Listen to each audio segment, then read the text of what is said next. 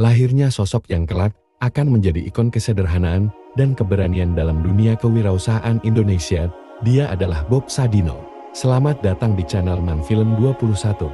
Hari ini, kita akan mengulas kisah inspiratif seorang tokoh yang telah meninggalkan jejak yang mendalam dalam dunia bisnis dan filosofi hidup. Saya akan membawa Anda menjelajahi perjalanan hidup seorang pria yang memiliki keberanian untuk berdiri di tengah badai, seorang yang memegang teguh prinsip kesederhanaan dan kejujuran. Bob Sadino lahir pada tanggal 23 Oktober tahun 1933 di Bandung, Jawa Barat, Indonesia. Dia berasal dari keluarga sederhana dengan ayah yang bekerja sebagai seorang wira swasta kecil. Sejak kecil, Bob Sadino sudah terbiasa dengan kehidupan yang tidak terlalu berkecukupan. Bob Sadino menempuh pendidikan formalnya di Blitar hingga tingkat sekolah menengah pertama.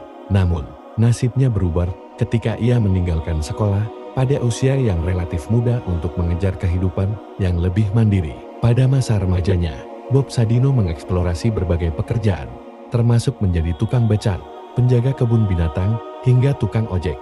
Pengalaman-pengalaman tersebut menjadi modal berharga bagi Bob untuk memahami dinamika kehidupan dan bisnis di kemudian hari. Ketika masih muda, Bob Sadino juga terpapar dengan semangat kewirausahaan yang kuat. Ia terinspirasi oleh semangat berusaha orang-orang di sekitarnya, termasuk keluarganya sendiri yang gigih bekerja keras untuk mengatasi kesulitan ekonomi. Bermula dari langkah awalnya untuk melepaskan pilihannya dengan tidak melanjutkan pendidikannya di bangku perkuliahan, di saat orang-orang berlomba-lomba untuk meraih pendidikan tinggi, Bob Sadino memiliki idealismenya sendiri untuk memilih tidak melanjutkan pendidikannya di bangku perkuliahan. Bob Sadino memiliki anggapannya sendiri bahwa di kampus, mahasiswa ibarat seorang pemulung yang memunguti barang-barang yang memenuhi otak.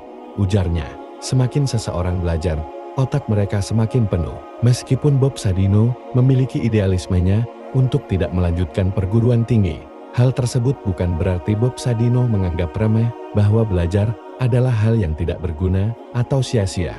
Hanya saja Bob Sadino memiliki metode tersendiri untuk mendapatkan ilmu. Dalam ajarannya, kita ngomong, apakah belajar itu perlu? Saya nggak pernah bilang belajar itu nggak perlu atau nggak usah, dan saya tidak punya basis, tidak sekolah. Saya adalah orang bodoh. Dari kebodohan ini yang menjadi kekuatan saya. Bob Sadino memilih jalannya sendiri, di mana dari kebanyakan perjalanan hidup seseorang dimulai dari ilmu pengetahuan yang didapat melalui pendidikan dan bertahap hingga menjadi seorang ahli. Tetapi hal tersebut justru membuat Bob Sadino terbuka dan banyak belajar hal baru. Bob Sadino memulai perjalanan karirnya dari nol. Jenjang karir yang dijalankan oleh Bob Sadino dimulai dari usianya 19 tahun yang sudah ditinggalkan oleh ayahnya. Bob Sadino hanya memiliki tekad untuk bekerja secara mandiri. Dengan cara berpikir yang kreatif, beliau berhasil untuk menjadi pengusaha yang hingga saat ini menjadi panutan bagi pengusaha muda. Dimulai dari keputusannya untuk tidak melanjutkan perkuliahannya, Bob Sadino memilih untuk bekerja sebagai karyawan di Unilever hingga beberapa tahun sebelum dirinya singgah dan bekerja di luar negeri. Sebelum keputusannya untuk memilih bekerja di luar negeri, Bob Sadino kemudian memilih keputusan ingin bekerja untuk diri sendiri dan meninggalkan posisinya sebagai karyawan di Unilever pada tahun 1955. Pada saat Bob Sadino ditinggali harta kekayaan orang tuanya, sebagian harta tersebut digunakan oleh Bob Sadino untuk berkeliling dunia dan singgah dan menetap di Belanda selama 9 tahun. Saat ditinggal di Belanda tersebut, Bob Sadino bekerja di perusahaan pelayaran Jakarta Lelok di kota Amsterdam dan di Jerman. Perjalanan hidupnya di Belanda menghantarkan dirinya bertemu dengan pasangan hidupnya yang bernama Sulami Sujud yang merupakan seorang karyawati Bank Indonesia Amerika Serikat. Perjalanan jatuh bangunnya dimulai dari Bob Sadino menjadi sopir saat setelah kehidupan merantaunya di Belanda. Pada tahun 1967 Bob Sadino dengan keluarganya kembali ke Indonesia dengan menggunakan gajinya hasil bekerja saat di Eropa dan menggunakan warisan orang tuanya. Bob Sadino membeli 2 buah mobil Mercedes dan memulai usahanya dengan membuka sewa mobil dan Bob Sadino sendiri yang menjadi sopirnya. Namun, kehidupan dan tantangan menghampiri Bob Sadino, yaitu suatu hari Bob Sadino mendapatkan kecelakaan yang mengakibatkan mobilnya rusak parah. Berlanjut dari musibah yang didapati oleh Bob Sadino, kerugian yang didapatinya dari akibat kecelakaannya membuat Bob Sadino tidak memiliki cukup modal untuk memperbaiki mobilnya hingga beliau memutuskan untuk menjadi kuli bangunan. Pikirnya, hal tersebut digunakan untuk mencukupi kehidupan dirinya dan keluarganya. Upah yang didapatkan pun saat itu hanya cukup untuk memenuhi kebutuhan keluarganya, sehingga Bob Sadino sempat mengalami tekanan hidup dan membuatnya depresi. Dari tekanan hidupnya yang membuatnya depresi, rekan Bob Sadino bernama Sri Mulyono Harlambang, yang merupakan pensiunan Jenderal Angkatan Udara, yang mana juga merupakan salah satu perintis usaha ayam ras dan dikenal sebagai pendiri dan pimpinan Perhimpunan Peternak Unggas Indonesia, menyarankan untuk memelihara ayam hingga memunculkan ide untuk memiliki usaha ternak ayam. Peluang bisnis yang dimiliki oleh Bob Sadino menghasilkan temuan baru bagi dirinya, yaitu mampu memberikan pembeda pada ukuran telur ayam lokal yang mana ukurannya lebih kecil dibanding ukuran telur ayam yang ada di luar negeri.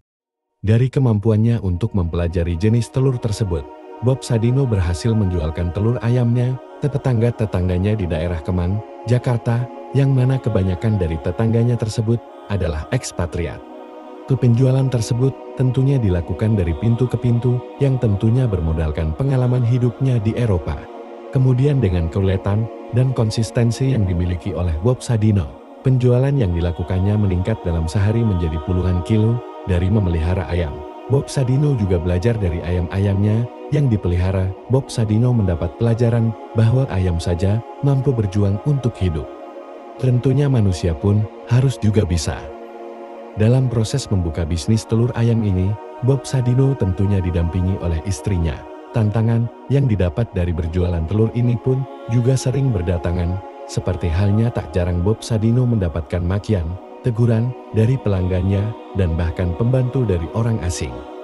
Tentunya dari tantangan yang dihadapinya tersebut, Bob Sadino dan istrinya terus memperbaiki kualitas usahanya, baik dari barang dagangannya maupun pelayanannya.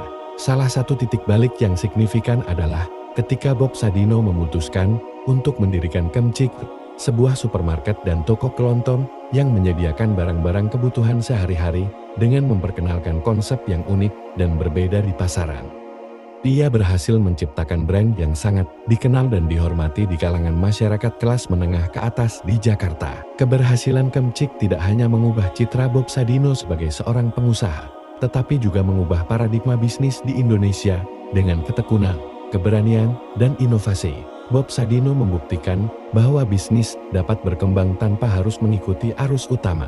Pada titik ini, Bob Sadino juga menjadi figur inspiratif bagi banyak orang. Ia bukan hanya dihormati karena kesuksesannya dalam dunia bisnis, tetapi juga karena sikapnya yang rendah hati dan filosofi hidupnya yang sederhana. Kepemimpinan yang ia tunjukkan tidak hanya berfokus pada aspek keuntungan semata, tetapi juga pada keberlanjutan, keadilan, dan kemanusiaan. Kehadiran Bob Sadino dalam dunia bisnis juga menjadi contoh bagi banyak orang bahwa kesuksesan tidak selalu datang dari latar belakang pendidikan formal yang tinggi atau modal finansial yang besar, tetapi dari kemauan untuk belajar, mengambil risiko, dan bertahan dalam menghadapi tantangan. Dengan demikian, titik balik dalam karir Bob Sadino tidak hanya mengubah hidupnya sendiri, tetapi juga memberikan inspirasi dan motivasi bagi banyak orang untuk mengejar impian mereka dan mewujudkan potensi terbaik dalam diri mereka. Bob Sadino meninggal dunia pada tanggal 19 Januari tahun 2015 di Jakarta, Indonesia, pada usia 81 tahun.